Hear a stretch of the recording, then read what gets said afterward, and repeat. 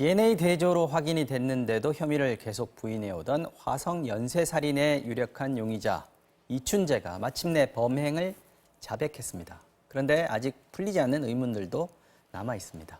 강신욱 변호사님 나오셨습니다. 어서 오십시오. 네, 안녕하십니까. 자, 오늘 경기 남부지방경찰청 수사본부 사건 관련 브리핑을 했습니다. 네. 어떤 내용인지 좀 설명해 주시죠. 이춘재가 네. 결국 자백을 했다는 내용이죠. 9차례에 걸쳐서 프로파일러라든지 경찰관들이 조사를 했습니다. 네. 계속해서 부인을 하다가 드디어 자신이 화성 사건 10개 중에서 8차 사건 모방범죄 빼놓고 이제 이미 잡힌 거. 네, 9개를 자신이 저질렀다라고 얘기를 했고요. 여기에 5건이 더 있네요. 뿐만 아니라 5건을 더 자백을 했습니다. 살인 사건입니다. 예, 살인 사건입니다. 화성에 3건, 청주에 2건입니다. 네. 근데 그거 외에도 성폭행, 네. 그다음에 폭행 미수, 네. 이거를 30건이 있다. 이렇게 이제 자백을 했습니다. 그래서 약 14건 살인 사건, 그리고 성폭행 미수 30건 이렇게 무더기 자백을 했습니다. 여기에 또 지난번에 이 사람이 지금 무기수로 살고 있는 처제 살인 사건, 살해 사건 이건 포함이 안 된 거예요. 그러면 그렇죠. 그거 이제 말고도 살해로 피해자는 지금 15명이 되는 거예요. 그죠? 그렇죠. 자기의 그 자백이 맞다면 말이죠. 그런데 지금 아까 뭐 9번 찾아갔다고 했지 않았습니까? 네. 프로파일러들, 경찰들 9번 찾아갔는데 계속해서 자백을 안 했는데 지금 와서 자백을 하게 된 어떤 뭐 연유, 까닭이 있을까요? 그게 굉장히 궁금한 겁니다. 결국 이 자백을 왜 했느냐는 것인데요. 첫 번째는 반성과 회개에 근거해서 반성과 회개를 해서 자백을 했다. 이랬다면 가장 좋은 것이겠죠. 그렇죠. 그렇다면 믿을 수 있는 것이고요. 네. 두 번째는 소영웅주의일 수가 있고요. 내가 이렇게 잔혹한 범죄를 많이 그렇죠. 저질렀어. 그런 사람들이 과시 있었거든요. 과시욕이요. 세 번째는 사실은 이 수사를 흐트러뜨리려는 그 고도의 전략이죠. 그러니까 자신이 지금 적어도 네. 이 9개에 대해서 살인 범행자로 내지는 5차, 7차, 9차 그리고 이번에 다시 DNA가 밝혀진 4차 이거는 지금 거의 용의자로 지금 지목받고 있고 네. 사실은 범인으로 몰리고 있지 않습니까? 그것마저도 흐트리려는 그러니까 그런 어떤 전략일 수도 있습니다. 그 중에서 내가 자백한 것 중에 하나라도 내가 저지르지 않은 명확한 증거가 나온다면 전체적인 어떤 수사가 흐트러질 수 있다. 그렇죠. 핵심을 짚으셨네요. 바로 그거죠. 자기가 그렇게 자백을 했는데 실제로 그게 아니라고 한다면 이 자백을 전부 다 못 믿게 되는 거 아닙니까? 그렇죠. 그러잖아도 이 자백에 의해서는 말이죠. 그 헌법이라든지 형사소송법 310조, 헌법 제12조에 보면은 피고인의 자백이 피고인에게 유일하게 불리한 증거일 때는 그로 인해서 처벌할 수 없다라고 하고 있습니다. 그렇죠. 이거를 이제 자백의 보강 법칙이라고 얘기를 하는데요. 자백이 있다 하더라도 다른 증거가 있어야 되거든요. 근데 지금 다른 증거가 물론 DNA 증거가 지금 나와 있긴 합니다만 그 건들 빼고는 그것도 이제 몇 개만 그런 거 아닙니까? 그렇죠. 또 이제 그것마저도 부차 같은 경우는 혈액형은 또 안 맞아 떨어진단 말이죠. 뭐 이런 것들이 있기 때문에 사실은 어쩌면 이 이춘재가 그런 것까지 염두에 뒀는지는 모르겠으나 이것이 자기의 어떤 그 범인으로 몰리는 그런 범죄마저도 빠져나가려는 그런 어떤 술책일 수도 있습니다.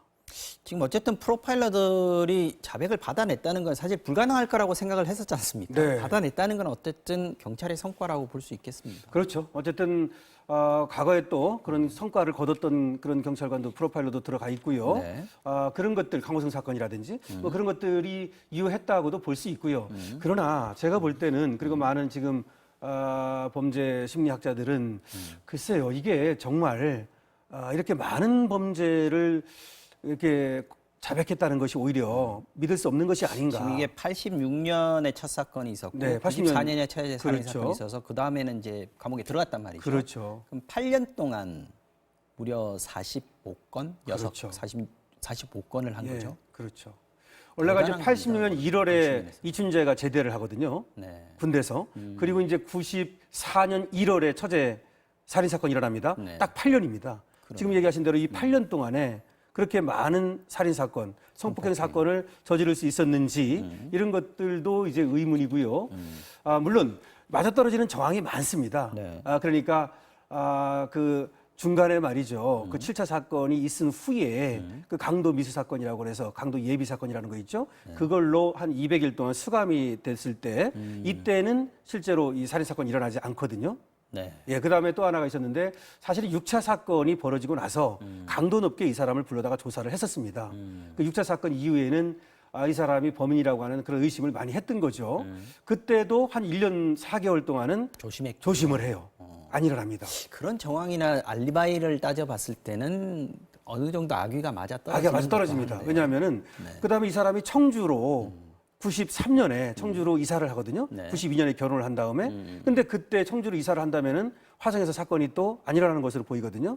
그다음에 청주로 이사를 한 다음에는 처제 살인 사건 이전에 두 개의 또 자기가 지금 자백하는 살인 사건이 벌어지거든요. 예, 그래서 이 사람의 어떤 그 행적이라든가 그 어떤 시간적 공간적 행태를 따라가면 맞아 떨어지는 것으로는 보입니다. 잘 끼워 맞춰 봐야겠군요. 네, 경찰이. 그렇습니다. 그 부분이 이제 앞으로 경찰이 할 일이기도 그렇죠. 하겠습니다. 예. 과거의 수사 자료라든지 네. 그다음 목격자의 진술이라든지 이런 것들을 가지고 촘촘하게 이 사람의 진술을 어디까지 믿을 수 있는지 이런 것들을 또 확인하는 작업이 필요합니다. 지금 DNA 말고 지금 확인할 수 있는 부분들이 좀 있을 수도 있을 것 같은데. 네, 일단은 이제 목격자의 진술이거든요. 기본적으로 자백의 보강 증거로서 목격자의 진술은 훌륭한 그런 증거가 됩니다. 그런데 우리가 아는 대로 7차 사건에서의 버스 안내양, 네. 그리고 또 없습니다. 예, 저번에 이제 범죄법 체면 조사까지 했었죠. 그다음에 9차 사건에서의 그 축산업자라고 하는 전모 씨, 그다음에 또 성폭행 미수를 겪었던 그 목격자 등등의 많은 목격자들이 있습니다. 그래서 이 목격자들의 진술을 하고요. 그다음에 86년 2월부터 7월까지 7건의 성폭행 사건이 일어났거든요. 그때 성폭행을 당했던 피해자들이 모두 하나같이 진술하는 것이 이춘재의 용모라든가 그다음에 목소리 등등을 체격 그다음에 키 이런 것들을 비슷하게 진술하고 있거든요. 네. 그래서 목격자의 진술도 이 자백을 보강하는 그런 증거가 되기엔 충분하고요. 그다음에 이제 하나가 마지막으로 그 혈액형입니다. 근데 사실은 아까도 6차 사건이 있은 후에 강도 높은 조사를 했다고 그랬지 않습니까? 그때도 혈액형이 혈액형이 안 맞았던 맞았던 건가요? 그때 이제 범인의 혈액형을 B형으로 봤는데 이춘재는 O형이었다는 거죠. 그렇죠. 근데 이제 이것을 두고서는 혈액형이 오염된 것이 아니냐 뭐 이런 얘기가 있습니다만은 또 오염 됐을 수도 있지만 안 됐을 수도 있는 거 아닙니까? 그다음에 가장 중요한 게 뭐냐면 9차 사건입니다. 그 중학생이 희생당한 사건. 네네. 근데 9차 사건에서도 그 범인의 혈액형이 B형으로 나왔거든요. 네. 근데 그것이 오염됐다는 거에 대해서 당시 국가수 조사를 했던 관계자는 절대 그렇지 않다고 얘기하고 있습니다.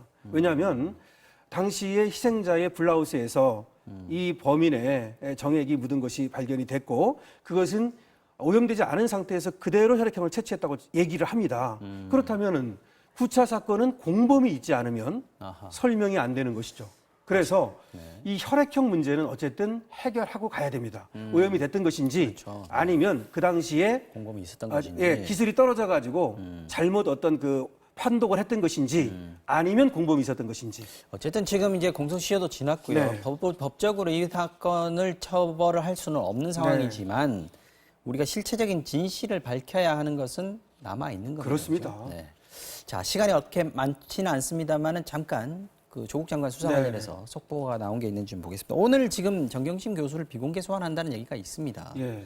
오늘이 날짜인 이유는 뭘까요? 그래서 오늘 가능성은 전 높다고 봐요. 사실은 어제야 아니냐는 얘기 있었는데 지금 공범인 조범동 씨 있잖아요. 조범동 씨가 10월 3일 내일이 그 구속 기소 만기일입니다. 그래서 기소를 공범을 하는 마당에 지금 공범으로 지금 적시를 했기 때문에 조사를 하지 않겠느냐 이런 얘기인데요.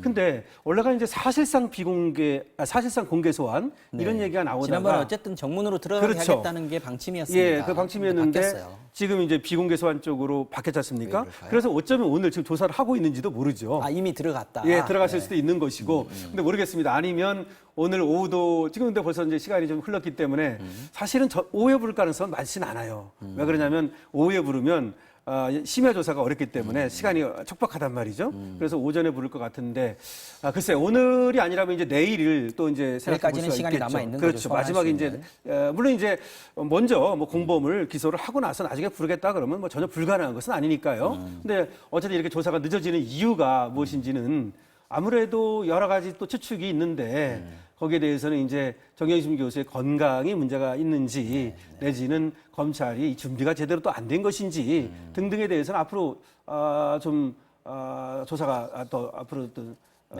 그 보도가 나와야 될 것 같습니다. 어쩌면 우리 뉴스 끝나고 이미 조사를 받고 있다 이렇게 그럴 수 검찰이 있습니다. 밝힐 수도 밝힐 수도 있겠다는 있습니다. 생각이 듭니다. 다 이제 조사를 한 다음에 발표를 할 수도 있고 네. 아니면 조사 중에 발표를 할 수도 있겠죠. 네. 자, 지금까지 강신업 변호사님과 말씀 나눠봤습니다. 수고하셨습니다. 네, 고맙습니다. 자, 저희는 다음 이슈로 넘어가 보겠습니다. 영상 먼저 보고 오시죠.